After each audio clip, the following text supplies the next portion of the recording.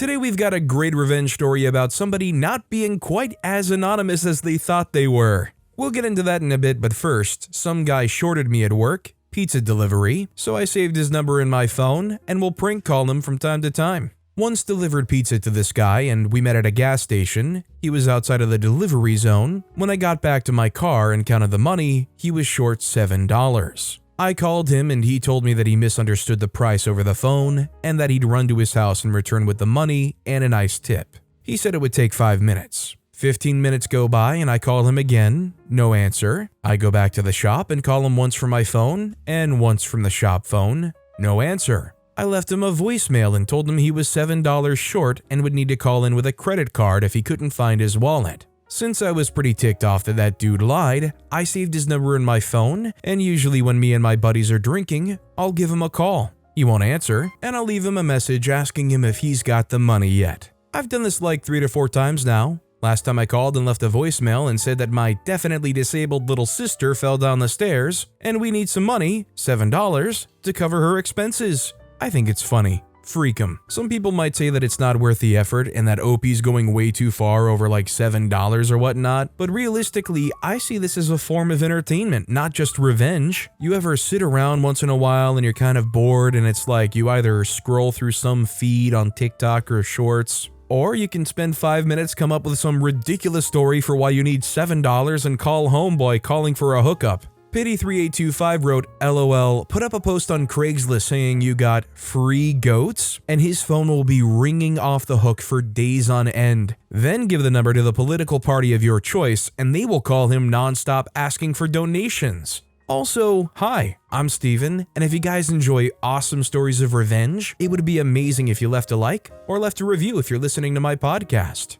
That said, our next story is, Kiddo gets a reality check in the form of a present. So I just remembered this thing that happened many years ago at school. Me and my friends really liked making masks or hats that looked like animals at school. Every indoor recess we would get together and have an arts and crafts session. There was this group of boys that were really mean about it and mocked us for it. At first I shrugged it off, but then they started going meow, rawr, and several other animal noises whenever we walked in the hall. They weren't bullies exactly, but they always really got on my nerves, so one day I started making a mask. My friend asked what animal it was and I just went, you'll see. When I finished, it was a fluffy little rabbit. It looked innocent and I added a bunch of features to make it look 3D and not just flat. It was the cutest thing in the world and perfect for embarrassing an obnoxious middle school boy. I told my friends to watch me. I walked up to the kids mocking us and addressed the ringleader. I told him that since he seemed to like my mask so much, I made him one as a gift. I would pay my entire wallet to see that look on his face again. From that day onward, they never messed with me. What I love about this is a lot of people who would get ridiculed like that, they would maybe try to hide their behaviors or hide the stuff, that not so bullying would make them try to keep it private, keep it away from where they could see it. OP said screw that and not only embraced it, but invited the bully into the circle too. Cam BCL wrote, what a delightful way to show them that you weren't intimidated by them. If anything, the exact opposite. Love it. Our next story is random wake-up calls for noisy neighbors. Until recently, I lived in an apartment building and the neighbors above me would make a lot of noise at night. Parties, screaming, stomping, dragging furniture around and slamming doors, just to name a few things. I talked to them about it and they always apologized, but it didn't do much good as the noise continued. So I stopped saying anything and instead, every time they had one of those parties, I'd call them up on the intercom at 3, 4, 5 a.m. or any other random time I would wake up to go to the bathroom or get a drink of water.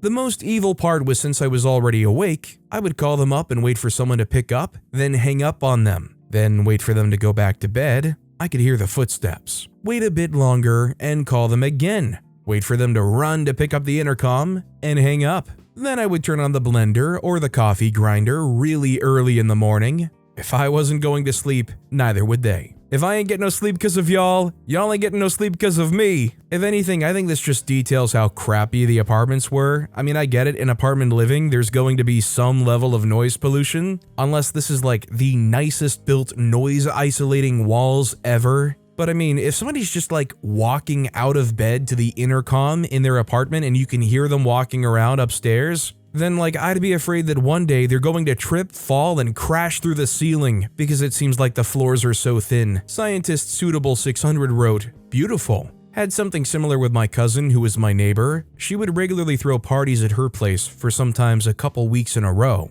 It would keep the grandparents awake as they would party till 5 or 6 a.m. and then all crash out. It changed when I found one of those megaphones with an aux input, so I'd come home from the night shift, walk next door, waltz inside, and start blasting AC/DC at ear-deafening volume at about 8 a.m. Her and most of her friends hated AC/DC. They eventually started locking doors, so I'd just climb onto the roof and throw it into the ducted aircon and let them suffer for an hour. This next story is, maybe ask me before you use me as a reference.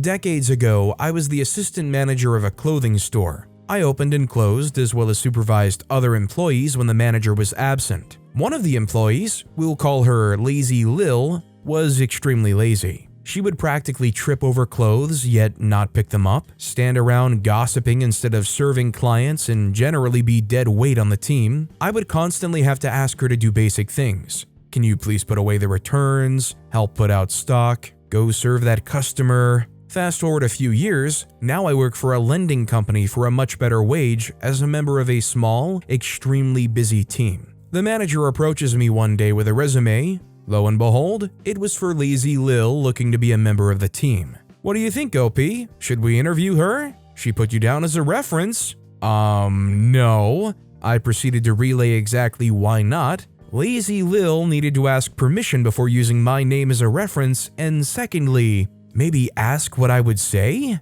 Small revenge, but satisfying. Well, that's certainly a bold thing to do, put somebody's name down as a reference without ever even asking them, let alone the fact that it sounds like the relationship between them was not a very familiar one. So just imagine one day you're in a position where you can hire somebody or have input and you find out that lazy employee that you hardly talk to put you down as a reference. Yeah, right. Jeep Guy 1964 wrote, "I was asked about a resume submitted from a guy I used to work with elsewhere. I told them that he was a total POS and weird to boot, so I said no way. My current employer was desperate for bodies and tried to get me to change my mind. I finally convinced them to drop it when I forcefully said, 'It's really simple. If you hire him, I will quit.' And I'm not even freaking kidding."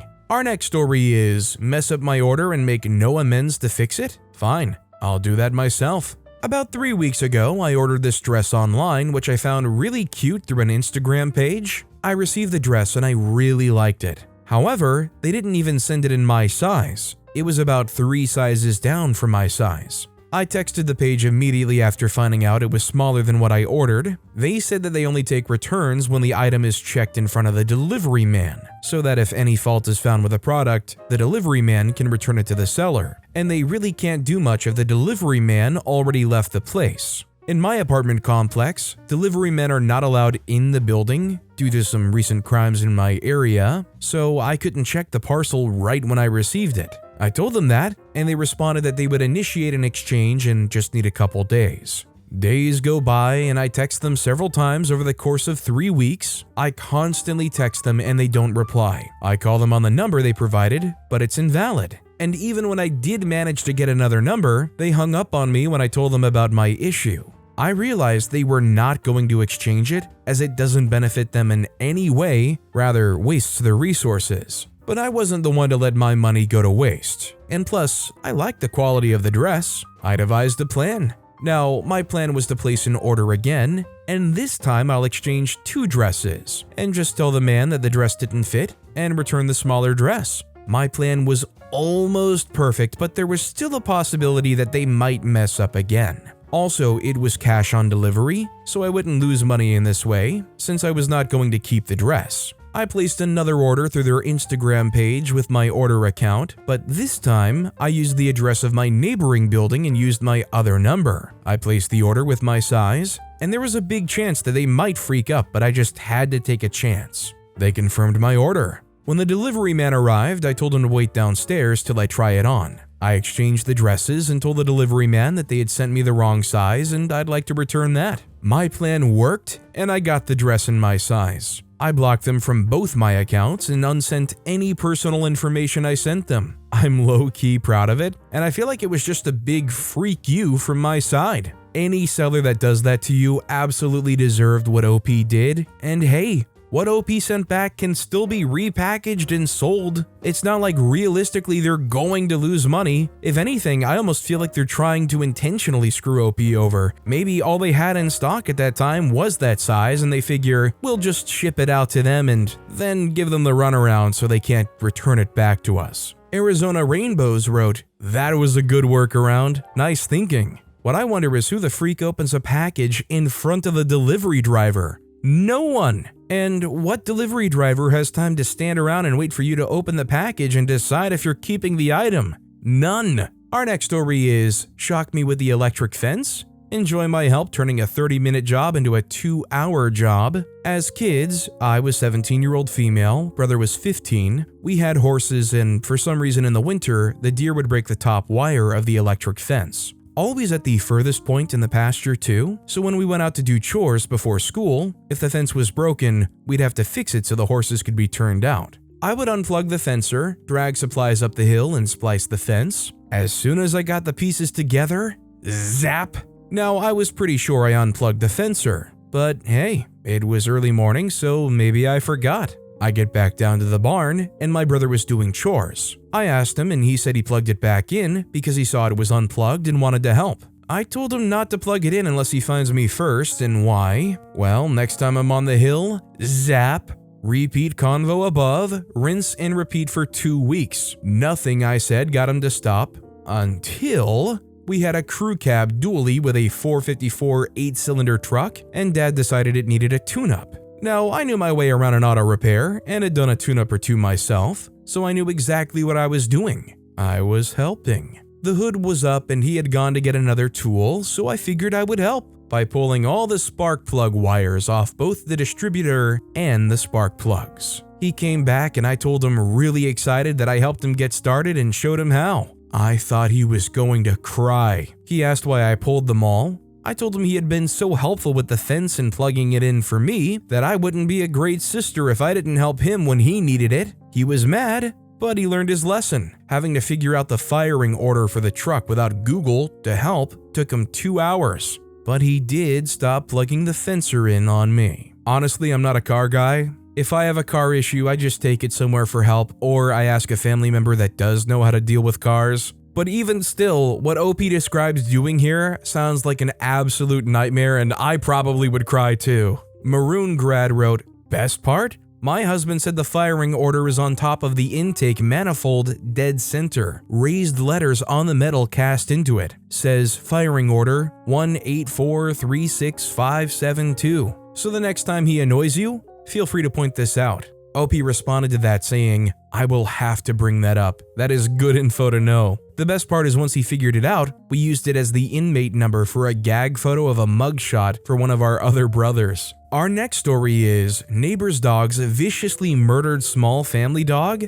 so my friend replaced fence with ugly giant shipping containers obstructing their view. So my good friend had a cute little terrier. Her jerk neighbors have a bunch of large mutt dogs. They live out in the countryside, outside of city limits. Her neighbor's dogs dug a small hole under the fence that she didn't realize was there. Her terrier went sniffing it when she let her outside, and the mutt dogs bit her and forced her through the tiny hole to the other side of the fence and then mauled her. The jerk neighbors said she shouldn't have been on our property and offered no apology or support. My friend was absolutely devastated and laid in bed at night plotting revenge. She came up with the incredible idea of shipping containers. The neighbor's yard is angled and their house sits back from the road. My friend had giant shipping containers installed along the fence line in the front. So now, when the neighbors look outside, they see these giant garish shipping containers instead of their expansive view. And since they live outside of city limits, there is nothing they can do about it. The nice thing about this revenge is it's not like a trivial thing for them to remove those shipping containers. It's not like you're necessarily going to wake up one day and boom, the neighbors have just completely removed them. As long as they're completely off their property, I say give those absolute jerks nothing but a view of those ugly shipping crates.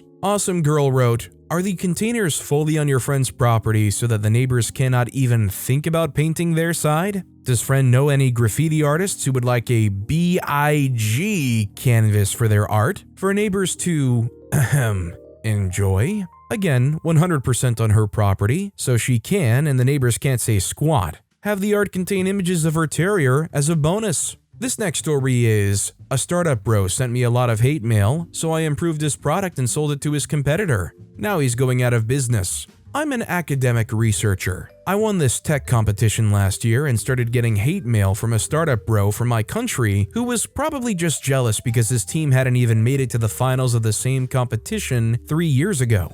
Just my guess. He was now the CEO of a growing startup. The content of the hate mail was usually just insults mixed with explaining that I wasn't really good in my field and didn't deserve any acclaim. It hit the fan when he actually made the effort to attend a Zoom lecture of mine to hurl insults in the comments. That was embarrassing. I wanted revenge in a way that would prove my merit as well. I ordered his company's product, a special water filtration apparatus, and made some neat improvements to it which made it much cheaper. I found one of his close competitors who operates in the same region and gave the product to them in exchange for a payment and an advisory position. This was also a small company that was neck and neck with the dude who was harassing me. It's been 1 year and the competitor has almost fully dominated the market. I haven't announced my affiliation with the competitor yet, but I'm about to. I wish I can see his reaction live when he finds out I helped the competitor. Can we just acknowledge how huge of a flex this story kind of was?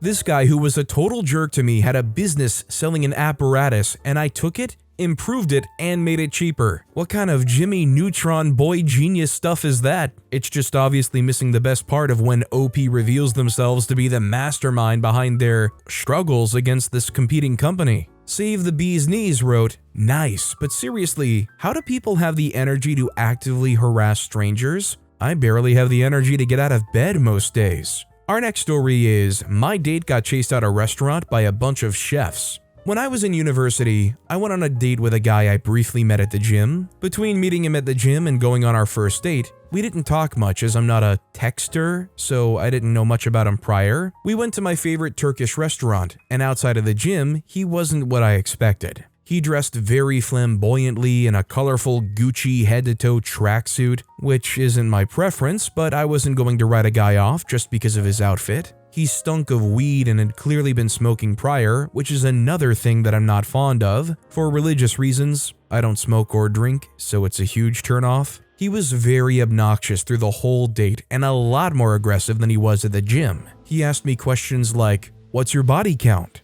He wasn't well-mannered. He had poor articulation, and we didn't have the same interests or pretty much any similarities. Nevertheless, I'm an optimistic person, and while no way would I ever consider him romantically, I could still enjoy his company for the length of a diner until he started making comments about our waitress. He made a comment about her massive rack, and I was immediately repulsed, especially when I saw her. She looked no older than 16, being generous. I was instantly grossed out and told him I was going to the toilet when really I went to discreetly pay my half of the bill and leave. When I paid, the other waitress could tell it was a date gone wrong, and while I was paying, she asked if everything was okay because I looked visually uncomfortable. They had been eyeing our table because he was clearly invading my personal space by sitting on my side of the booth, and they could see me coil away from him from time to time. I kept having to move his hand off my leg over and over, so it must have given them a bad vibe.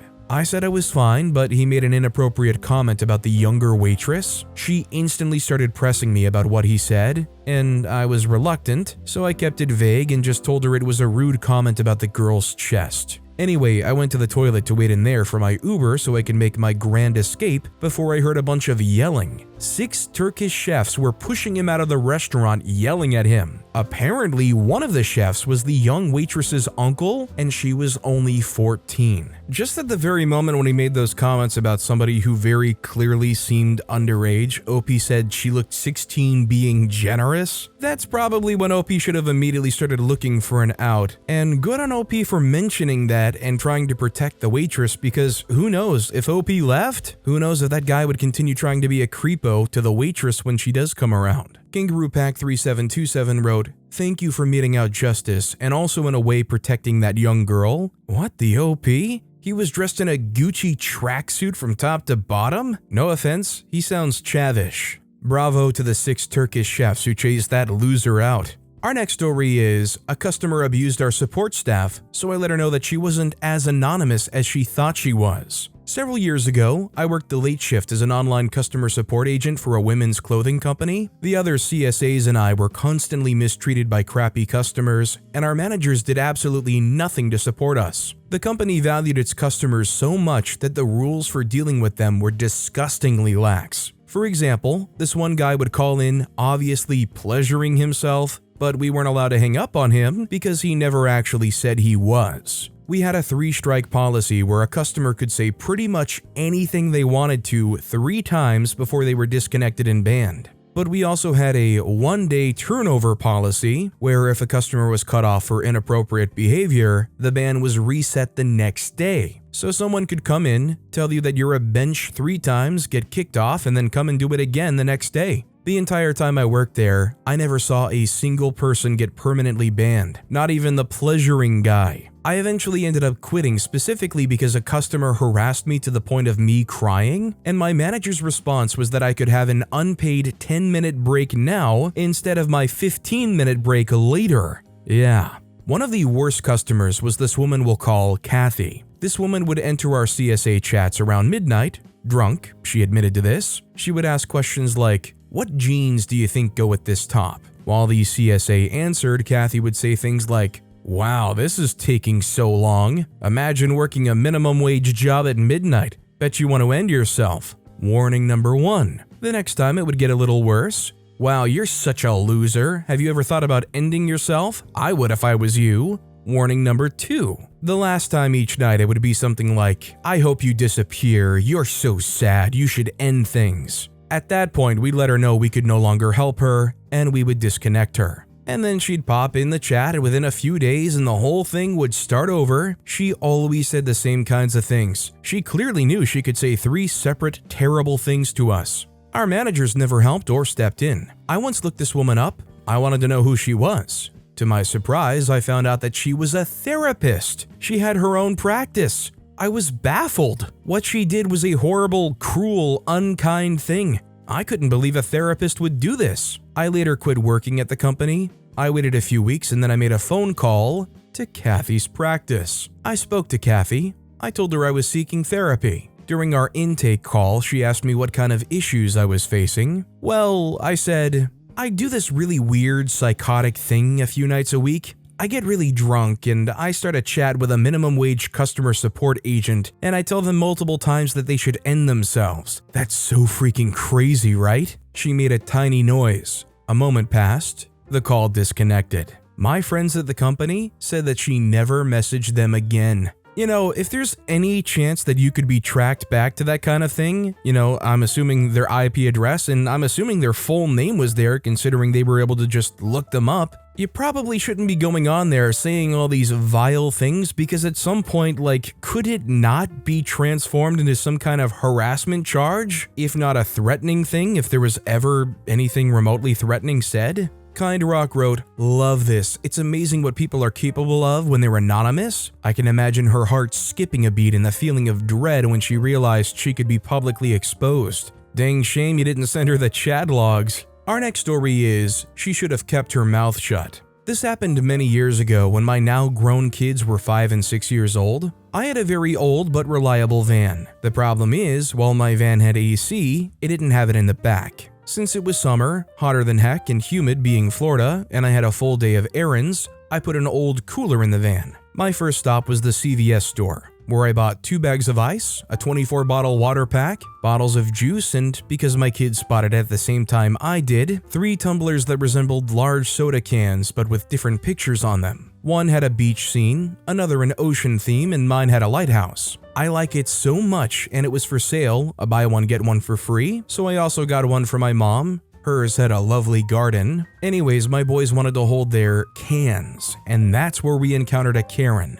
As we were headed outside with our purchases, Karen and her 2 kids around the same age as my kids spotted what my kids were holding and started bugging the crap out of their mom for the same thing. Instead of being a mom, she blew up at me. She started demanding that I return the soda cans so that her kids would stop bugging her. First, I turned around to make sure it was me she was going off on. Then I asked in a disbelieving tone, "Me? You're talking to me? Who the freak do you think you are? You ain't my mom, dad, or my boss, and even if you were, I would still tell you to freak off." My kids quickly backed up and my demon child brought out a towel. I heard my demon child whisper to my angel kid, "This is in case mom sets her off. Remember what happened last time?" The last time they were referring to was way back before they were born, but greatly enjoyed that story that they wanted me to tell them over and over. Karen had the nerve to scream at me that her kids would pester her until I returned the soda cans. That sounds like a you problem.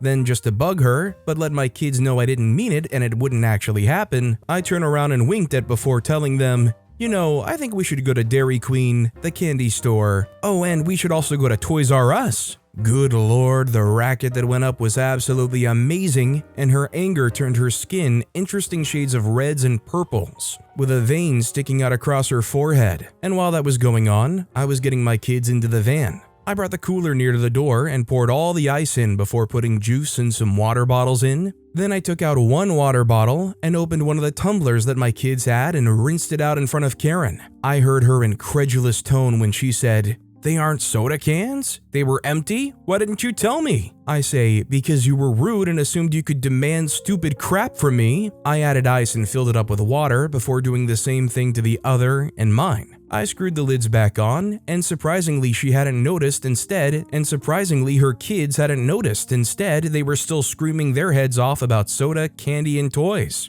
She turned around and started screaming at her kids to stop screaming while walking away. Halfway to the store, she finally screamed that if they shut up, she would take them to all those places. Instant silence. I did end up buying ice cream for my kids after dinner, since they'd been so good that day. If she had kept her mouth shut, minded her own business, and been a good mom, she wouldn't have had to have gone to all the places I mentioned. I think that just kind of describes the kind of parent that she was in general. As long as their kids make enough noise and stomp their feet hard enough, she's just going to give in to them and give them whatever they want. Really though, it seems like a generational trait. Beautiful Phantom 1 wrote, "What a ridiculous thought, that your kids shouldn't have the things that you provided for them because she didn't want to tell her children no. Could have been avoided by her just teaching her kids from the beginning that they can't have everything they want, no matter how loud they scream and or cry." OP responded to that saying, "Yep, I learned that the first time I caved into their whining. It was worse the next time. The monsters learned to ask or beg for things when I was either half asleep or really sick. I had to teach myself to demand that they ask when I was either fully awake or all better. I would usually get a grumbled, 'But then you'll say no.' I did, however, learn bribery and how to harden my heart against teary eyes. They soon learned that I was way more stubborn than the both of them." Our next story is Instant Petty Revenge. So today, whilst waiting to move out into traffic, a small BMW visibly squeezed the gap I was trying to get into, so I had to wait a bit longer. Eventually I got out, and less than 200 meters down the road, the lane split into 2. I was taking the right lane and the BMW the left. As I neared the traffic lights in my lane, the BMW indicated to move into my lane. I squeezed the gap just as they had done. Not content with that bit of revenge, I hung back as I slowly approached the lights. Large gap to the car in front that had gone through, and just as they flicker to amber, I pushed through and the BMW had to stop.